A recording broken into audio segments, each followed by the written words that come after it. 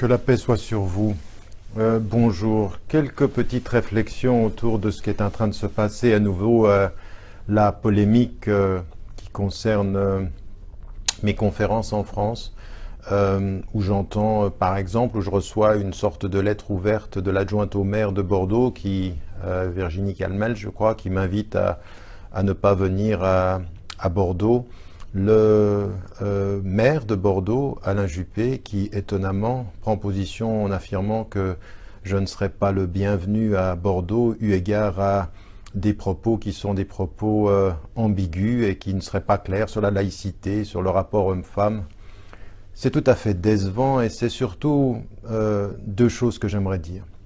La première, c'est qu'il y a une semaine de cela, le Front National a demandé à ce que je n'intervienne pas dans une salle privée et puis sont allés jusque devant la justice et la justice leur a donné tort en mettant en évidence que jamais de mes propos, d'abord je n'ai jamais été poursuivi en justice pour rien, c'est-à-dire que de tout ce que j'ai fait depuis 25 ans que je parle, il n'y a jamais eu de condamnation, même ce qu'on a essayé de dire sur mes propos antisémites n'ont pas tenu la route, eu égard au fait que d'abord je ne le suis pas et deux que rien dans mes propos ne l'ont été ou non exprimé, ma position étant claire par rapport à la condamnation absolue de tous les racismes et de l'antisémitisme en particulier, mais en même temps, c'était de dire que il n'y a jamais eu de trouble à l'ordre public. Ce qui a été également fait à Bordeaux, c'est de demander au préfet qui a confirmé qu'il n'y a pas eu de trouble à l'ordre public.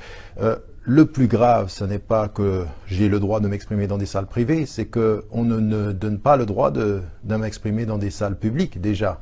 Ça, c'est le plus grave. Mais ce que j'aimerais dire surtout, c'est que je devais m'exprimer ce soir au Blanc-Ménil, et puis ça a été posté samedi dernier, et ça a été rendu public. Lundi matin, descente de police pour faire fermer cette salle privée, sous prétexte des questions de sécurité. Donc on voit bien qu'il y a une volonté de faire taire.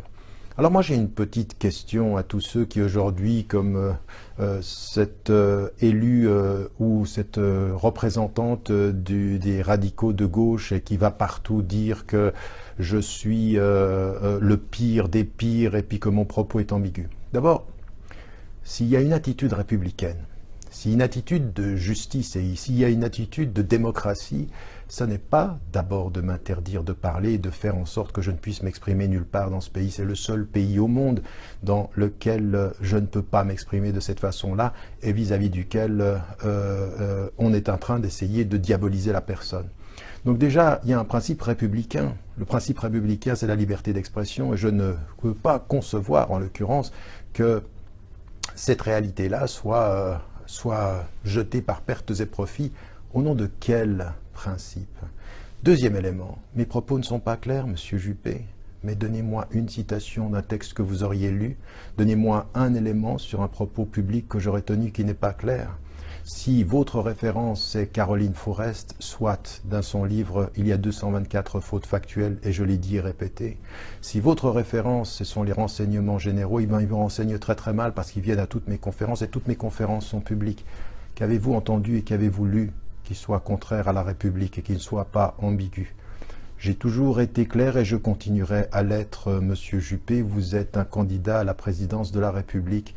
Ne faites pas votre opinion sur ce qu'on vous dit, de ce que quelqu'un a dit sans le vérifier. Et surtout, ne soyez pas et ne tombez pas, vous comme tous les autres, tous les médias ou tous les journalistes ou tous les intellectuels, sous une espèce de coupe, d'une sorte de terrorisme intellectuel. La France est sous occupation, on n'y réfléchit plus librement, on doit être dans une sorte de moule. Il n'y a plus d'esprit critique. Ceux qui passent à la télévision, ceux qui n'y passent plus, ceux qui sont dans une sorte de moule et les vraies questions ne sont pas posées. Et moi, je continuerai à vous les poser. D'abord en disant qu'il n'y a rien dans la tradition musulmane qui s'oppose au fait de respecter toute la loi française et de demander à ce qu'elle soit respectée, cette loi, et appliquée de façon égalitaire. De la même façon, de dire aujourd'hui que ça suffit en France d'islamiser tous les problèmes sociaux et que le vrai problème, vous étiez aux affaires en 2005, quand il y a eu toutes ces émeutes, et en l'occurrence également Nicolas Sarkozy. Qu'est-ce qui a été fait depuis pour qu'on vienne nous donner la leçon sur nos propos ambigus? Qui est-ce qui a une politique ambiguë ou qui n'a pas de politique aujourd'hui sur la question sociale? Parce qu'il n'y a pas d'échec de l'intégration de l'islam en France ou du culturel. Ça, ce sont des propos qui ne tiennent pas. L'échec, c'est la politique sociale, l'absence de politique sociale. Et donc, en l'occurrence, ici, il faudrait que les choses soient extrêmement claires. C'est ce propos que je tiens avec clarté et que j'ai répété et que je répéterai.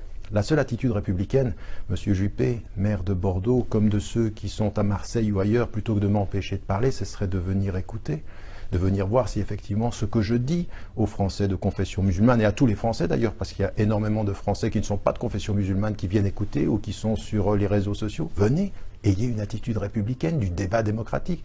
S'il y a quelque chose à confronter, venez le faire. S'il y a quelque chose à relever qui soit positif, venez le dire, plutôt que d'être sous cette coupe où les médias répètent à l'envi des choses qui sont fausses, qui sont des mensonges caractérisés, ou qui sont des choses qui tronquent mes positions, qui sont on ne peut plus claires que cela, en fait.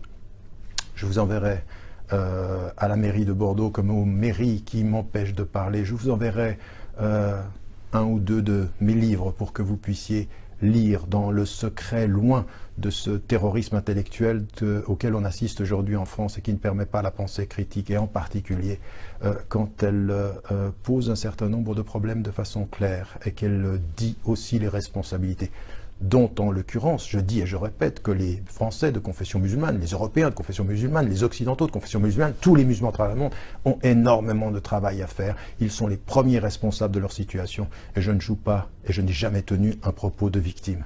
Si ce texte ou si ce propos-là n'est pas clair, qu'est-ce que vous voulez que je fasse? Est-ce que c'est mon propos qui n'est pas clair? Ou est-ce que c'est les oreilles qui l'entendent, qui ne veulent pas entendre parce qu'elles veulent être sourdes ou parce qu'elles ont une double audition, ou voire même une triple audition, comme je ne cesse de le répéter. Voilà, mon invitation, elle tient. Je serai à Bordeaux et j'invite les responsables politiques à venir écouter, à entendre ce qui est dit et qui sera exactement ce que je dis en arabe, en anglais, en France, en Angleterre, en Afrique, dans le monde arabe et partout à travers le monde. Le même discours, mais pas toujours les mêmes oreilles. Bonne journée et que la paix soit sur vous.